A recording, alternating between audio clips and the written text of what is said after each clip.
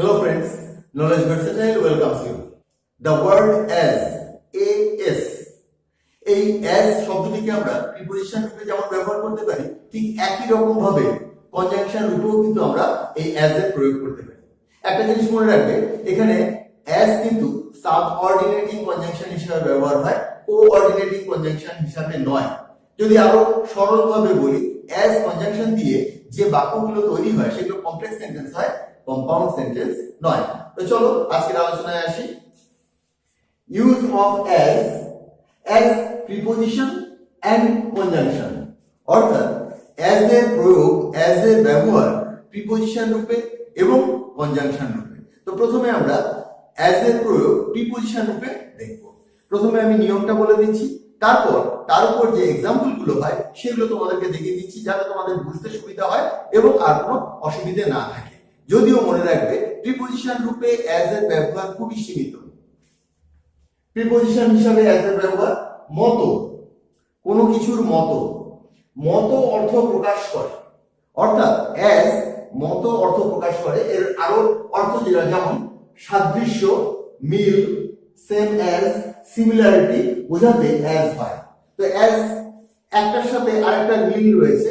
এই পেনটা দেখতে এই মার্কারের মতো, এই গাড়িটা দেখতে আমার গাড়ির মতো। এই যে মতো, এই অর্থে আমরা কিন্তু as এর প্রয়োগ করতে পারি। আরেকটা কথা আমি তোমাদেরকে বলে দিই, যখন এই সিমিলারিটি বা সাদৃশ্য নির্দেশে তোমরা as এর প্রয়োগ করবে, খুব সতর্ক থাকবে এবং প্রয়োজন না হলে করবে না। এক্ষেত্রে তোমরা লাইক এর প্রয়োগ করবে, মানে as এর পরিবর্তে তোমরা কিন্তু লাইক, LIKE, লাইক এর প্রয়োগ করবে, as এর প্রয়োগ করবে না। অর্থাৎ সাদৃশ্য অর্থ প্রকাশ করতে তোমরা as এর প্রয়োগ যতটা কম পারো করবে এবং প্রয়োজনে করবে না। তো এই ব্যবহারটা আছে, সেজন্য আমি তোমাদেরকে দেখিয়ে দিচ্ছি। অর্থাৎ as কথার অর্থ হচ্ছে মতো। The fruit tastes as a mango, ফলটির স্বাদ একটি আমের মতো। এই যে আমের মতো, ফলটার সাথে আমের একটা সাদৃশ্য রয়েছে, তার টেস্ট একই রকম। তো এই ক্ষেত্রে কিন্তু আমরা as এর পরিবর্তে লাইক এর ব্যবহারও করতে পারতাম। The fruit tastes like a mango, এবং like a mango এটা কিন্তু মোর অ্যাপ্রোপ্রিয়েট এবং সবার ক্ষেত্রে বুঝতে সুবিধাও হয়। আরেকটা एग्जांपल দেখো, he appeared as a ghost, সে উপস্থিত হয়েছিল একটা ভূতের মতো। তো সে উপস্থিত হয়েছিল একটা ভূতের মতো, he appeared as a ghost। আবার অন্যভাবে যদি বলি, he appeared like a ghost। তো তোমরা এখানে যদি লাইক ব্যবহার করো, LIKE, তো আরো ভালো হয়। he appeared as a ghost বা like a ghost। আমি এখানে একটা ডিসগাইজ দিয়েছি, কেউ হয়তো কোনো ভূতের মতন পোশাক পরেছে, he disguised as a ghost, সে ভূতের মতন ছদ্মবেশ নিয়েছে। he dressed as a ghost, সে ভূতের মতো পোশাক পরেছে। he dressed as a ghost, অর্থাৎ সে ভূতের মতো পোশাক পরেছে। he disguised as a ghost, অর্থাৎ সে ভূতের মতো ছদ্মবেশ নিয়েছে। এই সব ক্ষেত্রেই তোমরা লাইক এর প্রয়োগ করতে পারো। যদি লাইক দিয়ে বলতে চাও তবে বলবে he appeared like a ghost, he disguised like a ghost, he dressed like a ghost। তো এই সব ক্ষেত্রেই মতো অর্থে তোমরা as এর প্রয়োগ করলে, এবং পরিবর্তে আমি বলে দিলাম তোমাদেরকে লাইক এর প্রয়োগ করতে। as এর প্রয়োগ যতটা কম পারো ততটাই ভালো। he bought a car as ours, সে একটি গাড়ি কিনেছিল আমাদের তার মতো। সে একটি গাড়ি কিনেছিল আমাদের তার মতো। he bought a car as our car। তো এক্ষেত্রেও as মানে মতো, এবং এই as এর পরিবর্তে তোমরা লাইক এর ব্যবহার যদি করো খুব ভালো হয়। কিন্তু as প্রিপোজিশন রূপে এভাবেও যেহেতু ব্যবহার হয়, সেজন্য তোমাদেরকে দিলাম। কিন্তু তোমরা যখন নিজেদের ক্ষেত্রে প্রয়োগ করবে, সেক্ষেত্রে কিন্তু লাইক এর প্রয়োগটাই করবে। আমরা এবার পরবর্তী প্রয়োগে আসি as এর। 2 নম্বরে হিসাবে, কোনো কিছু হিসাবে। এখানে হিসাব বলতে কোনো ক্যালকুলেশনকে বোঝাচ্ছে না, কিন্তু হিসাবে অর্থাৎ কোনো ভূমিকায় বোঝাতে as এর ব্যবহার হয়। এখানে হিসাবে কোনো কিছু কোনো একটা নির্দিষ্ট ভূমিকায় রয়েছে, সেই ভূমিকার নামটা যখন তুমি নেবে তার পূর্বে as এর ব্যবহার করবে, অর্থাৎ সেই ভূমিকায় সে রয়েছে।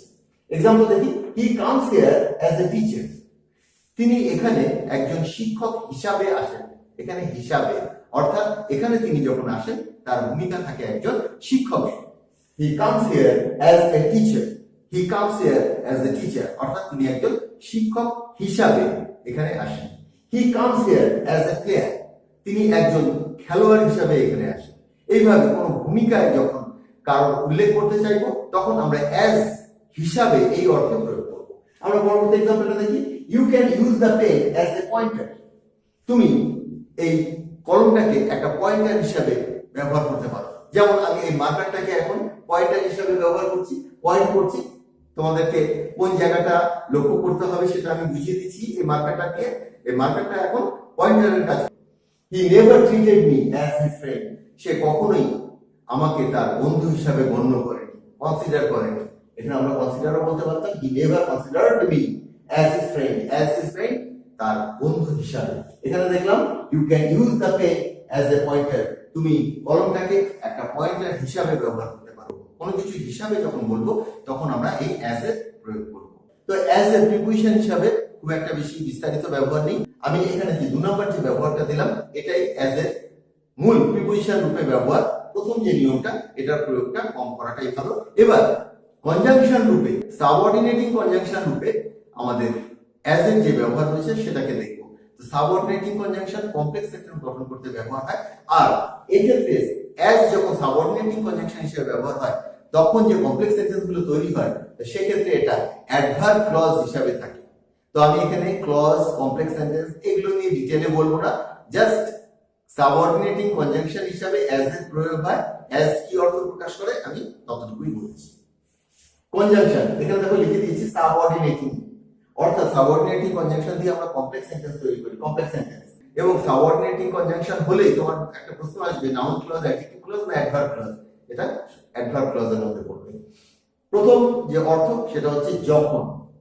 সাধারণত একটা কাজ হতে হতে, একটা কাজ চলতে চলতে যখন আরেকটা ঘটনা ঘটে তো তেমন ক্ষেত্রে আমরা কিন্তু অ্যাজ এর প্রয়োগ করি এবং অ্যাজ এর অর্থ হয় যখন, এর while বা when এমন অর্থ প্রকাশ করে। সাধারণত আমরা when দিয়ে যে বাক্যগুলো তৈরি করি তেমনি কিছু কিছু ক্ষেত্রে আমরা অ্যাজ এর প্রয়োগ করতে পারি।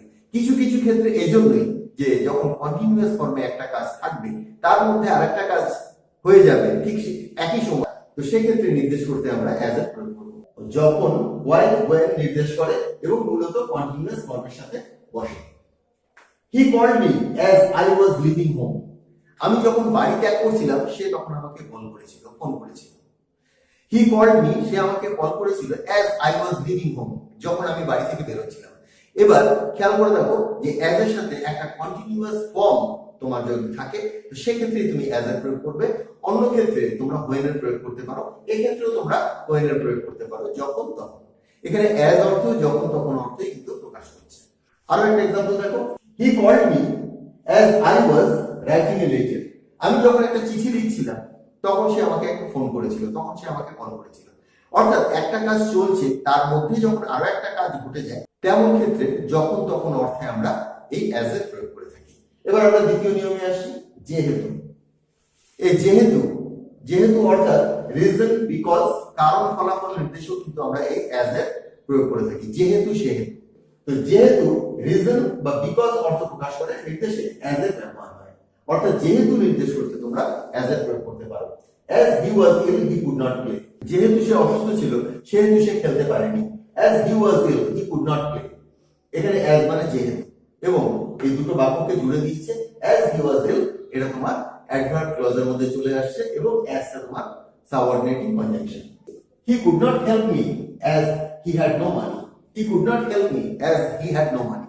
আরেকবার বলছি দেখো, he could not help me, সে আমাকে সাহায্য করতে পারেনি as he had no money, যেহেতু তার কোনো অর্থ, টাকা পয়সা ছিল না। তো এখানেও দেখো দুটো বাক্যকে জুড়ে দিয়েছে as ক্লজটা দিয়ে, as এই কনজাংশনটা দিয়ে, এবং এটা তোমার সাবঅর্ডিনেটিং কনজাংশন অ্যাডভার্ব ক্লজের মধ্যে পড়েছে এবং পুরো সেন্টেন্সটা একটা কমপ্লেক্স সেন্টেন্স। এবার 3 নম্বর নিয়মে আসি, যেমনটা। পূর্বানুমান, প্রেডিকশনের জন্য সে ঘুমিয়ে পড়েছে, যেমনটা আমি তোমাকে বলেছিলাম। তিনি সাফল্যের সাথে কাজটা করেছেন, যেমন বাবা আমাকে বলেছিল। অর্থাৎ কোন পূর্বানুমানের ক্ষেত্রে যেমন, যেমনটা এই অর্থ প্রকাশ করতে কিন্তু আমরা অ্যাজ এর প্রয়োগ করি এবং সেই একই রকম ভাবে এক্ষেত্রেও কোঅর্ডিনেটিং কনজাংশন হবে। যেমনটা অর্থাৎ পূর্বানুমান, প্রেডিকশন নির্দেশে অ্যাজ এর ব্যবহার হয়।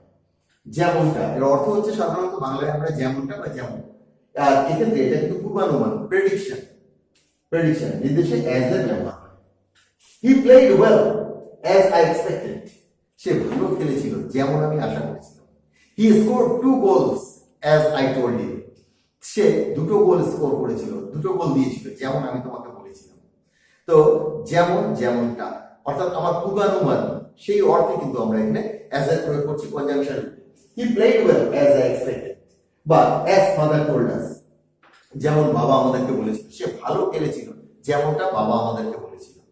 তো এখানটায় তোমরা কনজাংশন রূপে প্রথমে যখন অর্থাৎ when এই অর্থে ব্যবহার করলে, তারপরটা হচ্ছে যেহেতু, এটা তোমরা একটা রিজন প্রকাশ করছো, এবং বিকজ অর্থে ব্যবহার করলে, এবং শেষটা যেমনটা প্রেডিকশন, পূর্বানুমান করতে আমরাও কিন্তু এই অ্যাজ এর প্রয়োগ করলাম। তো অ্যাজ এর দুটো পার্ট দেখলে, একটা প্রিপোজিশন, একটা কনজাংশন, তোমরা বিস্তারিত ভাবেই দেখলে।